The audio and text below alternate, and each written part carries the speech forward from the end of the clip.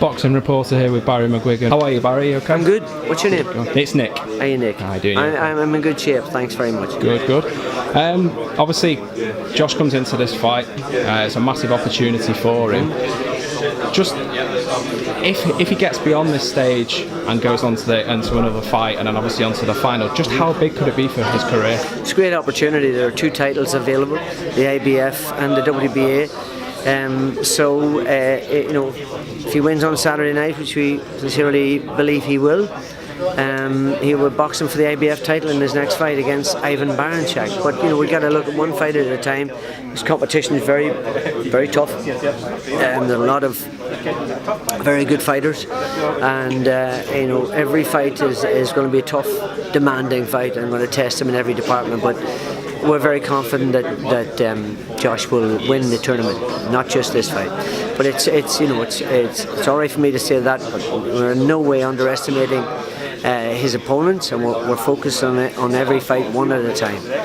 Obviously, Shane has been encountered in training him, but I'm guessing you've jumped in at times and had a look at how his preparations gone. Well, I don't have anything to do with the training other than just encouraging him and being there and watching, overseeing. But Shane is exceptionally competent in that department, and he's supported exceptionally well by Josh Pritchard and Darryl Richards and a whole team of guys that are physios and the very best, and he's got Jimmy Tibbs in the corner with him on the night. So they know what they're doing. I'm just there to encourage, but it's important for the fighters to be there and to see them when they're down, because when I as a fighter, I know that camp is very tough, and you can't win every round of every spar, and often there'll be days where you don't spar so well and you'll feel down and a bit disappointed and dejected, and so that's where I come in to help shore their confidence up and to encourage them and to be there. I enjoy being part of that. That's really what my job is, just being there to help and support them and to bolster their confidence when they need it. But and again, it's to try and advise them during interviews and all of that sort of stuff, so that you don't overwhelm them, but that you give them the little sort of pointers of where to take it. And most of them are very bright kids, and only the best fighters are the intelligent ones. The ones that don't make it are nearly always, and that's, I don't want to be disparaging to boxers, but the very best fighters are all quite bright.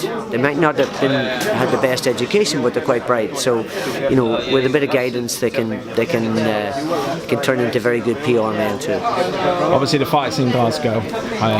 Josh's home. Do you reckon that will add any pressure, or do you reckon he'll thrive under that pressure Saturday? He loves pressure. He loves the big occasion. He loves atmosphere. Unlike I know I've seen that over the years that it's the guys that thrive on pressure are the ones that nearly always get to the top.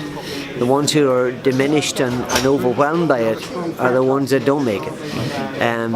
Because it's important to, somebody once told me many years ago, is nerves are like fire. If you control it, it'll heat your house and cook your food. If you don't control it, it burns the bloody house down. So, it's a good analogy, and it's the truth. You've got to be able to control your nerves and use them in a positive way, and Josh is certainly able to do that. He loves the Hydra. He won the Commonwealth Games gold medal there. He beat Costa there. He beat a number of other fighters there as well. So he loves that atmosphere. He loves that arena, and he will be pumped up for sure, but in the right way.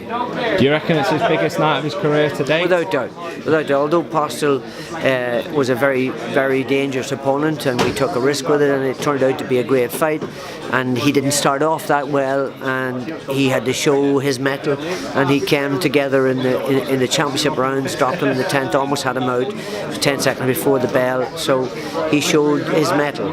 And on this occasion he's got to get out of the blocks quicker, and he knows that. The camp for the Postel fight wasn't as good as this. This one has been fantastic. It's been seamless the whole way through. Sparring has been great, and he's in tremendous shape, and he needs to be, because this would be a test for him in every department. And finally, can we get a fight prediction from you?